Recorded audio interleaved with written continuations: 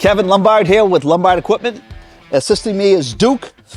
Today we're going to show you a 2-torch car bench / Cebora Jaguar Welder. This company's been around for a long time. Everybody knows car bench. They've been around forever.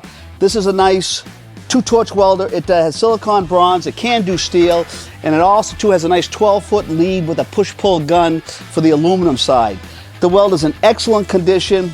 Brand new roll of aluminum wire in the storage container. And even look at the ground on this. It's hardly been used at all. Very, very clean. Again, has a lot of approvals. Great welder, double pulse. This welder sells for in the mid-teens. We have this welder for $29.95. If you don't have a pulse welder or a double pulse welder for aluminum bronze and silicon, or aluminum or silicon bronze, buy this welder. You can't get hurt for that kind of money. Seriously, call the 800 number.